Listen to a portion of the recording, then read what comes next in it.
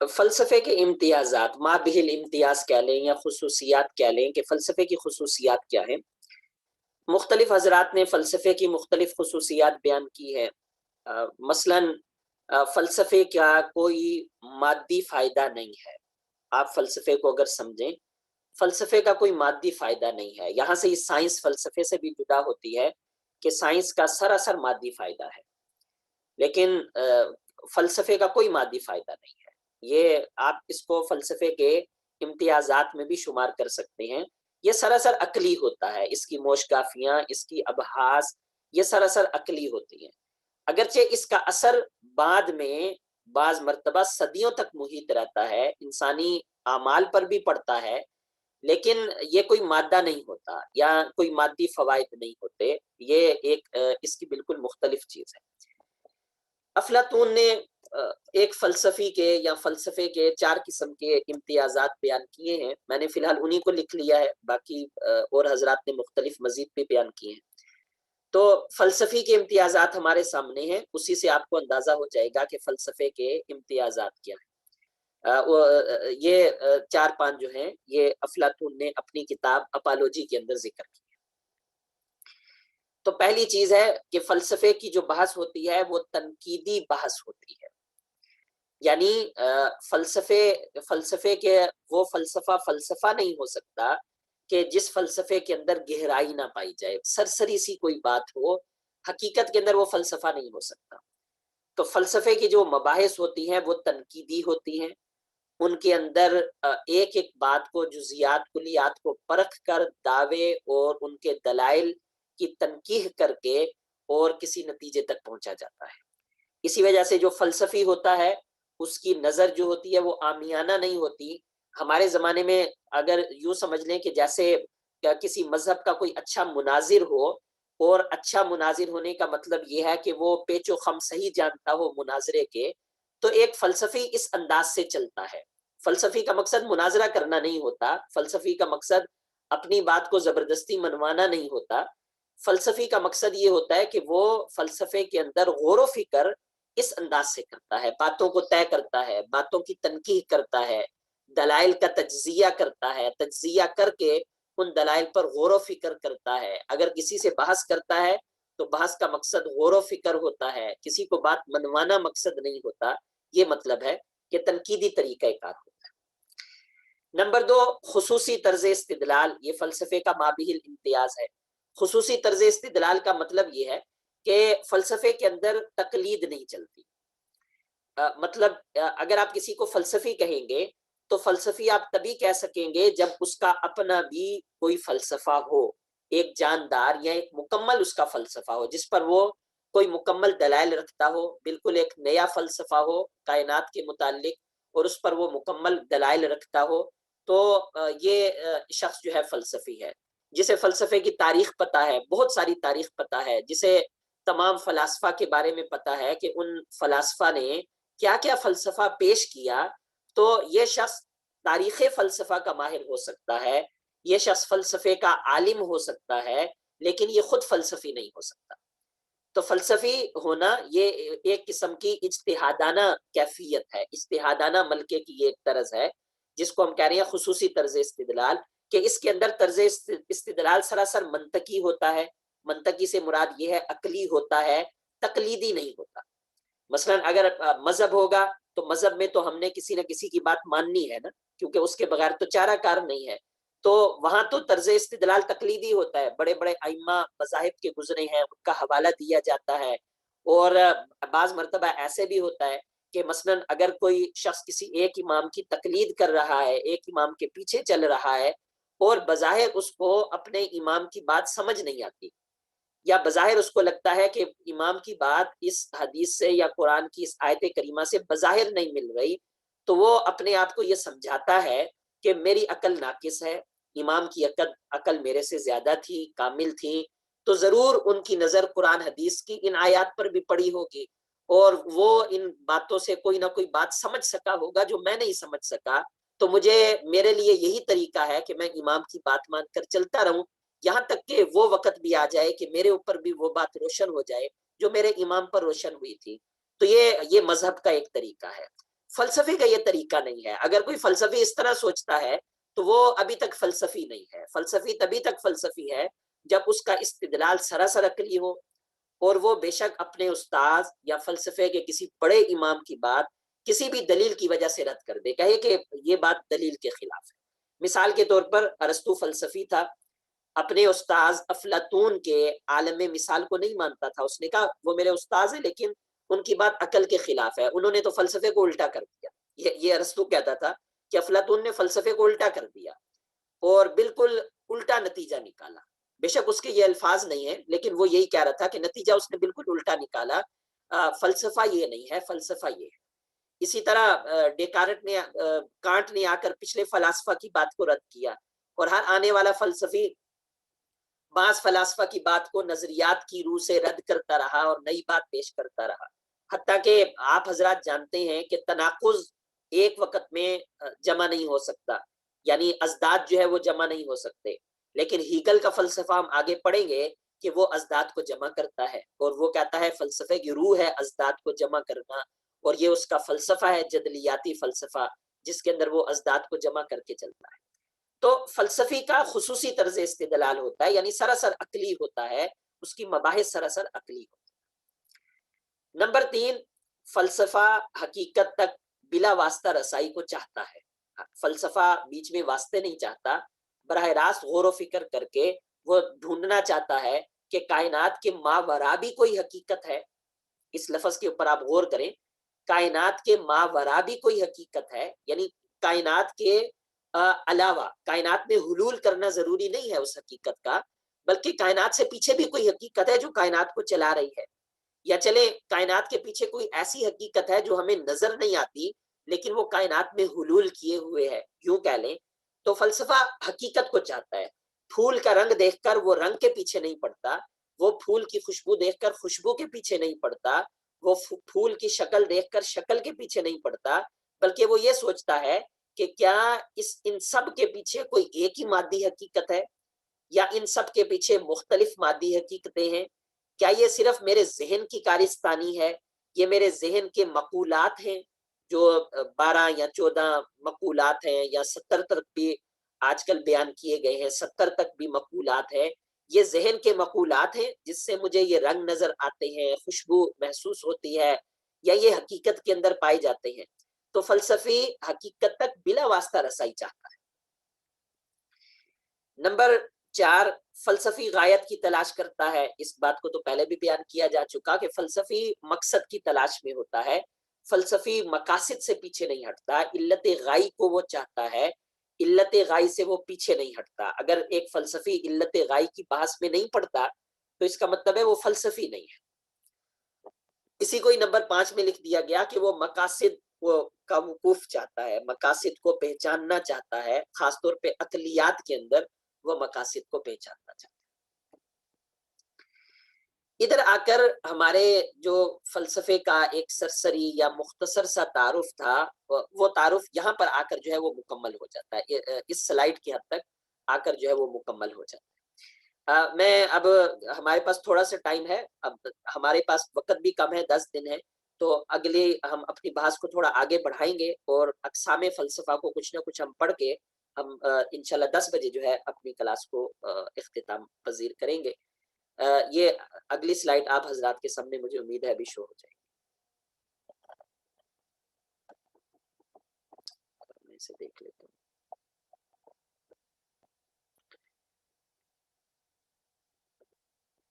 جی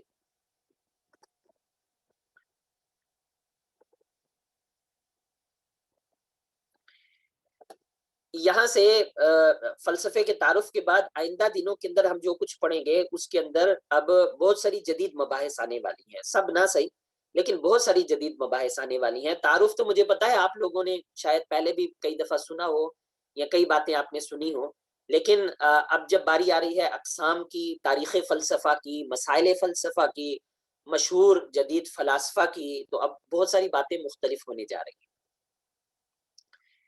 ہمارے پاس آ جاتی ہے پہلی چیز اقسام فلسفہ.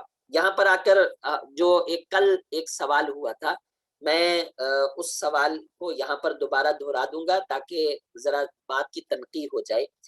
کل اظہر حسین صاحب نے ایک سوال کیا تھا کہ بھئی اسلامی فلسفہ کیا ہے، اس تناظر کے اندر ان کی بات تھی۔ دیکھیں ہم نے آگے جا کر اس بات کو پڑھنا ہے، لیکن یہاں پر کیونکہ آپ کے سامنے سلائیڈ پر لکھا رہا ہے کہ اقسام فلسفہ قدیم انداز، تو یہاں آپ یہ بات سمجھ لیں کہ مسلمانوں کے درمیان ایک فلسفہ رائج رہا ہے۔ ایک فلسفہ وہ ہے جسے ہم کہتے ہیں اسلامی فلسفہ۔ تو اسلامی فلسفہ یہ بالکل علیحدہ چیز ہے۔ ایک وہ ہے جسے ہم کہتے ہیں مشرقی فلسفہ۔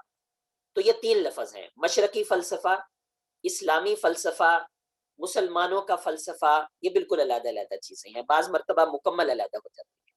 جب آپ کہیں گے نا مشرقی فلسفہ، تو اس کے اندر ہندو مت کا فلسفہ بھی آئے گا، اس میں بدھ مت کا فلسفہ بھی آئے گا، اس میں جین مت کا فلسفہ بھی آئے گا، اس میں جو مشرقی ممالک کے بہت سارے مذاہب ہیں، اہل مذاہب کے تمام فلسفے آئیں گے بشمول اسلام۔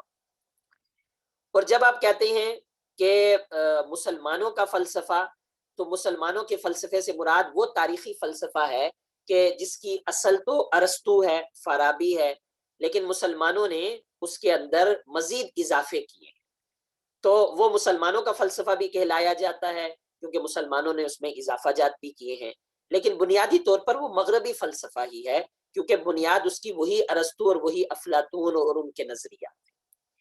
اور خالص اسلامی فلسفہ، اس کا تعلق علم کلام کے ساتھ ہو جاتا ہے کیونکہ اسلامی فلسفہ علم کلام یا تصوف یا عقائد سے ہٹ کر کوئی چیز نہیں ہے، تو وہ ایک بالکل علیحدہ چیز ہوتی ہے۔ تو اقسام فلسفہ کا قدیم انداز دیکھ لیں، اس کے بعد ہم جدید انداز تک پہنچنے کے قابل ہوں گے۔ یہ ان دونوں اندازوں کا تعلق مغربی فلسفے سے ہی ہے، اگرچہ مسلمانوں نے قدیم انداز کو استعمال کیا ہے، جدید انداز کو عام طور پر استعمال نہیں کیا۔ فلسفے کی اقسام کا قدیم انداز یہ ہے کہ حکمت یعنی فلسفے کی دو اقسام ہیں۔ اب یہ لفظ حکمت بھی ایک بڑا دلچسپ لفظ ہے، لفظ علم یا لفظ حکمت ایک بڑا دلچسپ لفظ ہے کیونکہ ہمارے زمانے میں اس کے اور مختلف زمانوں میں اس کے مطالب بدلتے رہے۔ مثلا حکیم کا ایک مطلب سائنسدان بھی لیا جاتا ہے عربی کے اندر، کیونکہ حکمت بھی عربی زبان کا لفظ ہے۔ حکیم کا ایک معنی ڈاکٹر بھی لیا جاتا ہے۔ حکیم کا ایک معنی وہ شخص لیا جاتا ہے جو سمجھدار ہے اور جس کے اقوال زرعی مشہور ہیں، سمجھدار انسان ہے، عملی زندگی کے اندر سمجھدار انسان ہے، اس کو بھی حکیم کہا جاتا ہے۔ تو سائنسدان کو، ڈاکٹر کو، عملی زندگی کے سمجھدار انسان کو، تینوں کے لیے لفظ حکیم اور لفظ حکمت عربی زبان میں آج کل استعمال ہوتا ہے مختلف کتابوں میں، پرانی یا نئی کتابوں میں۔ جس طرح یہ چیز بڑی ایک عجیب ہے، افسوسناک بے شک آپ اس کو کہہ لیں کہ ہمارے زمانے میں پاک و ہند میں اور ہمارے علاقوں میں عالم کا لفظ جب استعمال ہوتا ہے تو اس سے مراد دینی علوم کے ماہرین ہوتے ہیں جنہوں نے دینی علوم کو تفصیل کے ساتھ پڑھا ہے، لیکن ہمارے زمانے میں اہل عرب کے ہاں عالم سے مراد سائنسدان، یہ ایک بڑی عجیب بات ہے۔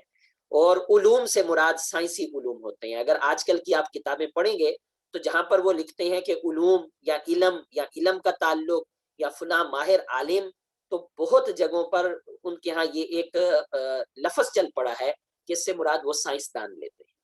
تو ظاہر ہے ہمارے لحاظ سے ہم اس کو کوئی اچھی بات تو نہیں زیادہ سمجھتے، لیکن بہرحال وضاحت کے لیے میں نے پیش کیا تھا کہ آپ کو ایک علمی فائدہ حاصل۔ اب ہم قدیم انداز سے حکمت بمانا فلسفہ لے رہے ہیں، یہاں پر خاص معنی ہے۔ تو حکمت کی دو اقسام ہیں، حکمت نظری، حکمت عملی۔ آگے ہم حکمت نظری کی تعریف کو دیکھ لیتے ہیں۔ حکمت نظری کی تعریف یہاں پر لمبی لکھی ہوئی ہے، لیکن خلاصہ اس کا وہی ہے کہ حکمت نظری مادے کے اوپر بحث کرنا، مادے کے اوپر غور و فکر کرنا، اس کو حکمت نظری کہا جاتا ہے۔ لیکن ہماری کتابوں کے اندر اتنی مختصر تعریف نہیں کی جاتی کہ کہیں کوئی بچے سمجھ ہی نہ لیں بلکہ اس طرح تعریف کی جاتی ہے کہ ایسی چیزوں کے حقیقی حالات جاننا جس کو وجود میں لانا ہماری طاقت سے باہر ہے، مثلا آسمان، زمین، حیوانات، نباتات، جمادات جیسے موجودات خارجی کے احوال کو جاننا۔ حالانکہ مختصر آپ یوں کہہ سکتے ہیں کہ مادے کی حقیقت کو جاننا، مادے کے حقیقی حالات کو جاننا، اس کا تعلق ہے حکمت نظری کے ساتھ۔ اب یہ جو لمبی تعریف ہے اس کا خلاصہ یہی بنتا ہے، کیونکہ مادہ ایسی چیز ہے جس کو ہم وجود میں نہیں لا سکتے، کیا آسمان ہو، کیا زمین ہو، کیا حیوانات ہوں، کیا نباتات ہوں، کیا جمادات ہوں. تو مختصر یہ کہ مادے کی حقیقت کو جاننا. اگر یہ تعریف بھی جامع نہ ہو رہی ہو تو مادہ وجود رکھتا ہے، تو بعض مرتبہ تعریف یوں کر دی جاتی ہے کہ وجود کی بحث کرنا، جیسے ارسطو نے کی تھی کہ وجود من حیث الوجود کی بحث کرنا، یہ حکمت نظری ہے. نظری کا مطلب ہے عقلی، یہاں پر نظری کا مطلب ہے جو غور و فکر سے حاصل ہوتی ہے. غور و فکر کا تعلق دماغ اور ذہن کے ساتھ ہے، تو حکمت نظری سے مراد ہے حکمت عقلی. نمبر 2، حکمت نظری کی غرض کیا ہے؟ قوت علمی کی تکمیل اور قوت عملی کی اغراض کا حصول ہے. قوت علمی اس سے مکمل ہوتی ہے. قوت علمی کے مکمل ہونے کا بعض مرتبہ فائدہ یہ ہوتا ہے کہ قوت عملی بھی اس سے مکمل ہوتی ہے. ایک بات مجھے یاد آئی کہ پرانے حکماء دو طرح کے تھے. ابتدائی فلاسفر وہ سائنسدان تھے جن کو فلاسفر ہی کہا جاتا ہے، فلسفی ہی مانا جاتا ہے. لیکن اگر ہم اپنے زمانے کے اعتبار سے دیکھیں تو وہ سائنسدان تھے، کیونکہ انہوں نے کائنات کی توجیحات مادی شروع کی تھی، اور انہوں نے یہ کہا تھا کہ کائنات کی حقیقت کیا ہے، کیا یہ پانی سے بنی ہے، کیا یہ مٹی سے بنی ہے. انہوں نے اس بات کی طرف توجہ دی. تو جب سقراط وغیرہ آئے، سقراط، افلاطون، ارسطو وغیرہ آئے، تو انہوں نے تنقید کی. انہوں نے ان ابتدائی سائنسی فلاسفہ پر تنقید کی. انہوں نے کہا حکمت نظری کی غرض کیا تھی کہ قوت علمی مکمل ہو اور قوت عملی بھی حاصل ہو. اور وہ کہنے لگے کہ اگر ہمیں یہ پتہ چل جائے کہ بھئی کائنات کی حقیقت، اس کے پیچھے کائنات پانی سے بنی ہے یا کائنات مادے سے بنی ہے، تو ہمیں کیا فائدہ ہوگا. اب وہ کہنے لگے یہ بالکل ایک بے فائدہ چیز ہے، اس بحث میں نہیں پڑنا چاہیے کہ ہمیں اگر کسی چیز کے بارے میں پتہ چل جائے کہ اس کے پیچھے کیا حقیقت کار فرما ہے، یعنی سائنسی اعتبار سے. لیکن زمانے زمانے کی بات ہوتی ہے. آج ہم اس بات کو اچھے طریقے سے جانتے ہیں کہ سائنس نے وہی طریقہ اپنایا جو ابتدائی فلاسفہ نے اپنایا تھا، کہ ہر چیز کی حقیقت کو دیکھا کہ یہ کیسے کام کرتی ہے، یہ کس سے بنی ہے، کتنے اجزاء سے مل کر بنی ہے، اور اس کی وجہ سے اتنی بڑی سائنس کھڑی ہو گئی جو آج ہمارے سامنے. تو حکمت نظری کی ایک غرض یہ بھی ہے کہ قوت عملی کے حصول کے اندر یہ فائدے مند ثابت ہو. حکمت عملی کی تعریف ایسی چیزوں کے حقیقی حالات جاننا جن کو وجود میں لانا ہماری طاقت میں ہے. کیا مطلب؟ عملی چیزیں جن کا تعلق ہمارے عمل کے ساتھ ہے، ہمارے افعال اور اعمال کے ساتھ ہے، ان کے حالات کو جاننا کہ میرا کون سا عمل فائدے مند ہے، میرا کون سا عمل نقصان دہ ہے، اس کو حکمت عملی کہا جاتا ہے. حکمت عملی کی غرض کیا ہے؟ قوت علمی کی قوت عملی کی تکمیل. یہاں غلطی سے میں نے قوت علمی لکھ دیا. قوت عملی کی تکمیل یعنی ان پر عمل کرنے سے انسان سنور جائے، حکمت عملی کی یہ غرض ہے. مجھے امید ہے یہ باتیں آپ نے پہلے سے پڑھ رکھی ہیں. حکمت عملی کی اقسام، 3 اقسام اکثر آپ نے کتابوں میں پڑھی ہیں: تہذیب الاخلاق، تدبیر منزل، سیاست مدنیہ یا سیاست مدنیہ. تہذیب الاخلاق کا تعلق فرد کے ساتھ ہے، یعنی ایک انسان اس کے ساتھ ہے. تدبیر منزل کا تعلق ایک گھرانے کے ساتھ ہے کہ گھرانہ کیسے سنور جائے، کون سے قوانین ہو کہ گھرانہ سنور جائے. اور سیاست مدنیہ، یہ جو لفظ ہے نا یہاں لکھا ہوا مدنیہ، یہ دونوں طرح ہو سکتا ہے، مدنیہ بھی اور مدنیہ بھی. مدنیہ پڑھیں گے تو مطلب ہوگا ایک شہر کی سیاست کیسے سنور جائے. مدنیہ پڑھیں گے تو یہ جمع ہو جائے گی مدینہ کی، تو مطلب یہ ہوگا کہ بہت سارے شہر، یعنی ایک ملک کی سیاست کیسے سنور جائے یا کائنات کیسے سنور جائے. اس کے دونوں معنی لیے جا سکتے ہیں، کیونکہ یونان کے اندر شہری ریاستیں تھیں، وہاں ملک نہیں تھا. ملک کا مطلب ہوتا ہے کئی شہر مل کر، کئی صوبے مل کر ایک ریاست قائم ہو. یونان میں ایسا نہیں تھا. یونان کے اندر چھوٹے چھوٹے شہر تھے اور ہر شہر کے اندر جمہوری اور آزاد حکومت تھی. تو کیونکہ ہر شہر کی اپنی حکومت تھی تو وہ کوئی بڑا ملک نہیں تھا. تو جب ارسطو سیاست مدنیہ کی بات کرے گا تو ظاہر ہے وہ شہری سیاست کی بات کرے گا، ایک ایک شہر کی سیاست کی بات کرے گا.